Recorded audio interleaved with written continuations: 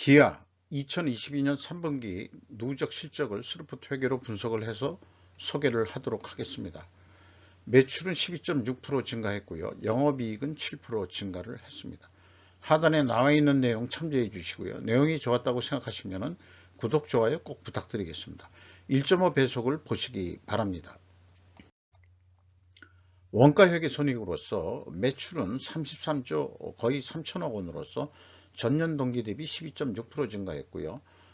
가공비 배부 재고 자산은 6.2%밖에 증가를 하지 않았습니다. 이거는 재고 관리를 효과적으로 잘 했다. 현대차보다는 약간 못한 것 같습니다만은 매출 원가가 적게 증가해 가지고 매출 총액 증가했고요. 더 판매 관리비가 근데 많이 늘었습니다만은 영업이익은 전년 동기보다 10.6% 증가했습니다. 그런데 영업이익률이 한 5%대 4.7% 0.1% 감소했습니다만은 현대차인 경우에는 그 1몇 프로 선뿐이 안 되거든요.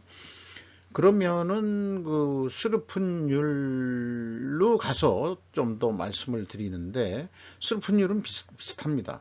그러면은 현대차가 그 운영 비용이 꽤 많이 들어가는 그런 기업이다. 일단 이렇게 비교 말씀을 드릴 수 있겠어요.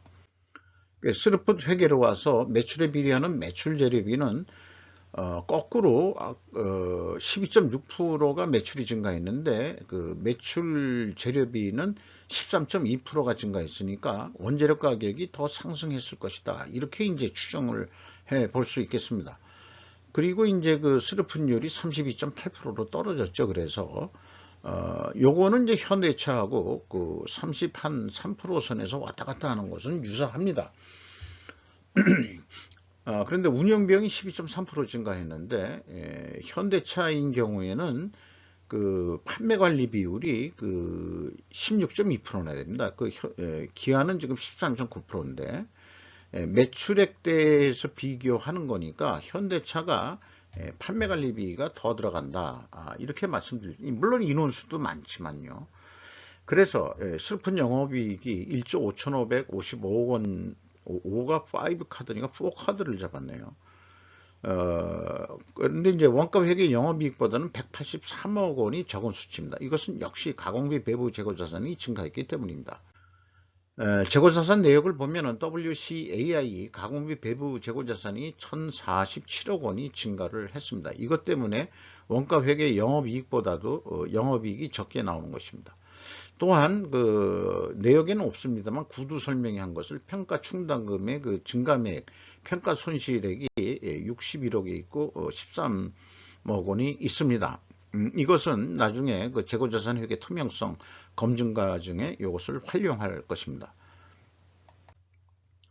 경영평가 지표에서 그 재고 회전율이 증가했습니다. 연간 24.2회전이면 일주일에 한 번 정도 12달이니까 24회전이니까 보름에 한 번씩 회전한다. 이렇게 보면은 이 기아차도 매우 높은 그 재고 관리를 하고 있다. 이렇게 볼 수 있겠습니다.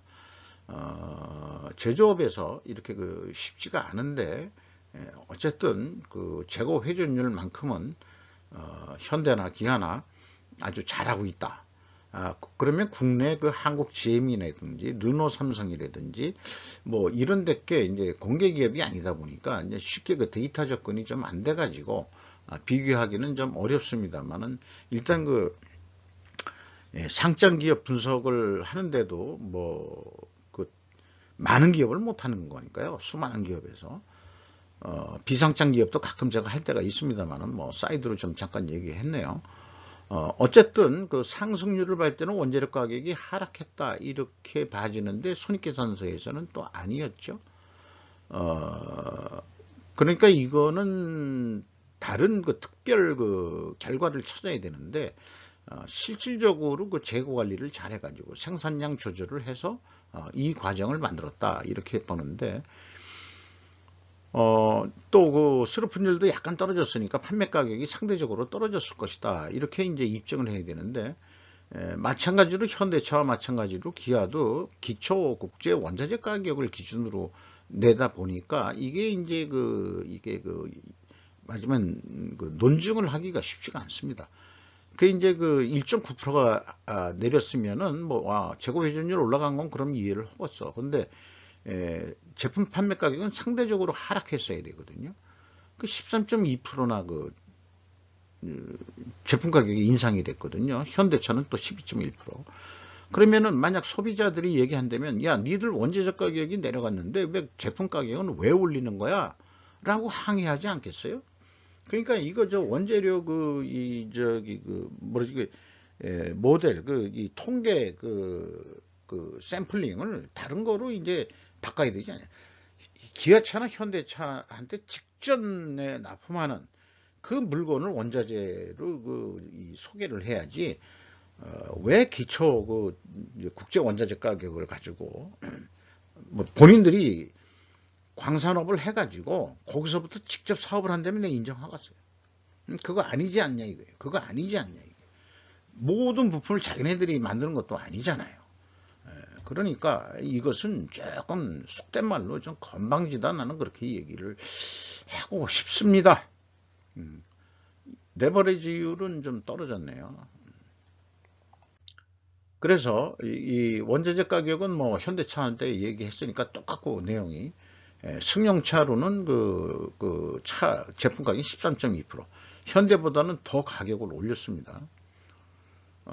그러니까 손익계산서에서 나오는 논리로는 그 제품 가격이 상대적으로 하락했을 것이다 하는 것은 맞아떨어지지가 않습니다. 그러니까 원재료 가격이 오르긴 올랐어도 상승한 거를 해가지고 상대적으로 이 제품 판매 가격이 상대적으로 더 올랐다라는 통계가 나와야 입증이 될 수 있겠습니다. 재고자산 매출원가 회계 투명성이.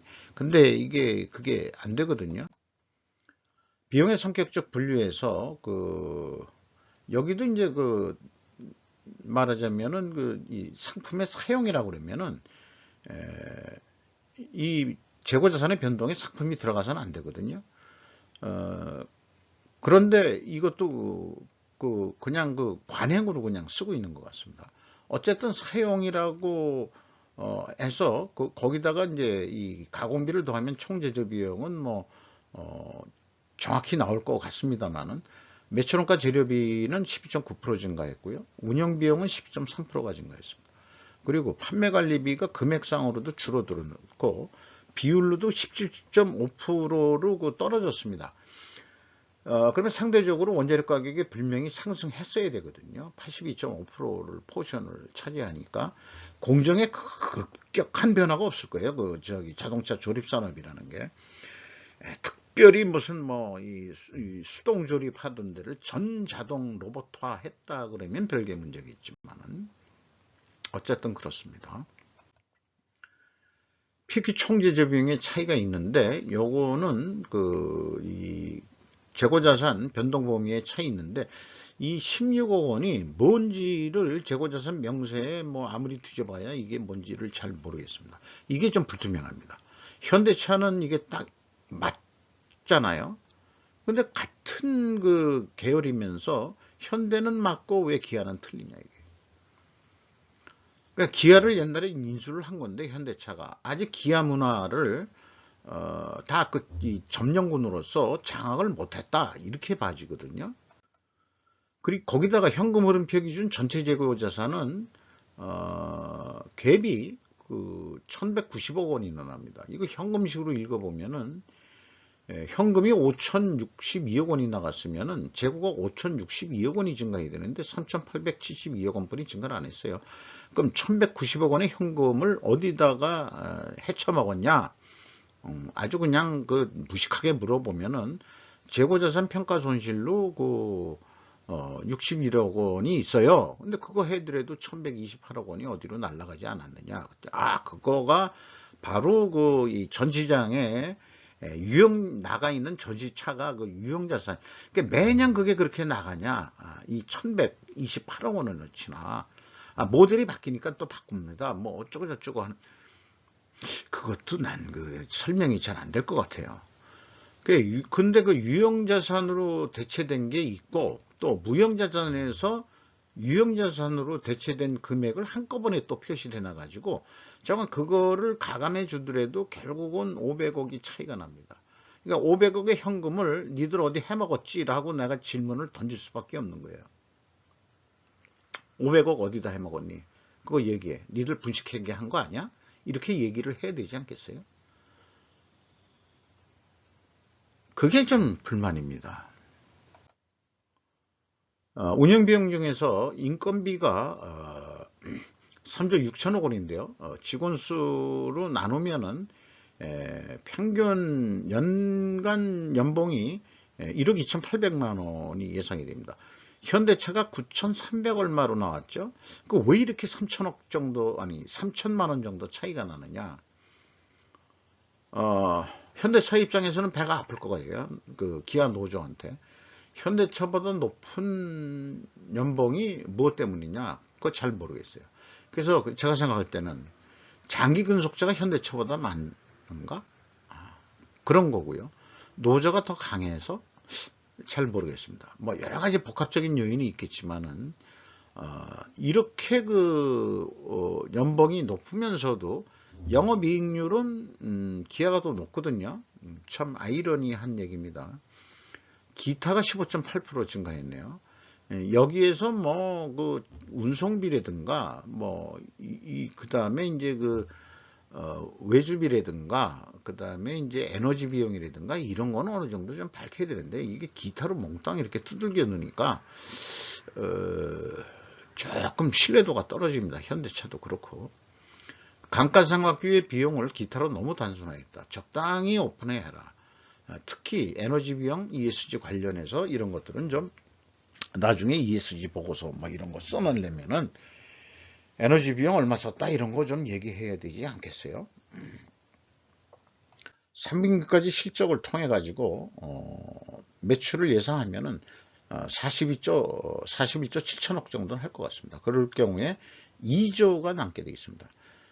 그 현대는 뭐 50몇 조를 하더라도 뭐 1조 원이 안 되는데 여기는 그냥 한 2조 원 날 것 같다 이런 얘기예요. 그 영업이익률이 워낙 좀 좋아가지고 재고가 그 10% 증가한다고 이렇게 예상을 했을 때 이렇게 나오게 되겠습니다. 그러면은 그 스루풋 기준으로 봐서는 41조 6천억 정도 한다고 예측이 됩니다. 이 경우에 이 스루풋률, 마진율은 그대로 두고 재고 회전율만 0.4회전 더 증분을 해보자. 이 정도는 뭐 3개월 안에 그 정도 충분히 노력해서 이 정도는 뭐 재고를 더 줄여가지고 매출을 좀 더 늘릴 수 있을 거 아니냐 이렇게 얘기하면은 뭐 큰 노력을 안 하더라도 2조 원대는 영업이익을 낼 수 있을 거라고 그렇게 판단이 됩니다. 주가 역시 현대차와 마찬가지로 떨어졌고요. 장부 가격 대비 100% 선까지 떨어졌습니다.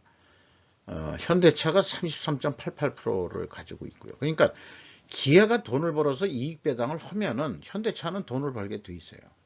그러니까 현대차 자체는 우리는 이익을 좀 적게 내도 될 거야 라고 하는 거 그래서 일반적으로 옛날에는 그 순환 출자가 나쁘다고 했는데 이거 전략상으로 뭔가 하면은 현대차는 조금 싸게 팔고 기아차는 좀 비싸게 팔고 비싸게 판다기보다도 가격은 더 뭐 비슷한지 모르지만은 운영비용이 좀 적게 들어가니까 영업이익률이 좀 더 높아지는 거거든요. 그러니까 누이 좋고 매부 좋고 그게 이제 기아를 흡수해 가지고 그 현대차 그룹에 들어가는 거니까 어쨌든 그 현대차가 기아를 지배하고 있는 거죠. 그 현대차는 또 현대 모비스가 그 지배를 하고 있는 거고 그 정도면 이제 순환 출차인데 국토해양부에서 왜 가만히 있는지 모르겠어요. 순환 출차 옛날에 안 된다고 그러지 않았나요? 뭐 서로 이익을 갖다가 나누는 거다 해가지고 그건 뭐 당기순이익으로 봤을 때나 그렇지 영업이익의 이런 걸 봤을 때는 아니지 않느냐. 그러니까 영업이익에 나는 걸 가지고 그 기업의 경쟁력을 따져야 되는 거지. 뭐 이렇게 생각이 듭니다만은 어쨌든 그 외국인 지분율이 36.7%나 돼가지고 아마 그 이익 배당률 압력이 그렇게 이익이 많이 나는데 이익 배당 좀 많이 하라 그러니까 현대차는 야 우리 이익 배당 안 받아도 되는데 아니야 그 외국인들이 그거 야 저기 그 이익 배당을 위해서 니들한테 투자했는데 너희들 왜 이익 배당을 그렇게 적게 해? 그러니까 이제 할 수 없이 이제 그 현대차가 이제 이익 배당을 받기 시작한 거 아니냐. 뭐 그런 생각도 있고요. 뭐 요거는 뭐 조금 상상을 넘어서 상상을 초월한 충분한 합리적인 추리를 해보는 거죠. 추정을 그렇게 그런 원인이 있었지 않았겠느냐 하고 말이죠. 이상 기아차 2022년도 3분기 누적 실적을 스루풋 회계로 분석을 해서 소개를 해드렸습니다. 어쨌든 현재차 보다는 영업 이익률은 높다. 하지만은 전체적으로 작년도 성과보다는 대부분 크게 오르진 못했다라고 볼 수 있겠습니다. 이상 마치도록 하겠습니다.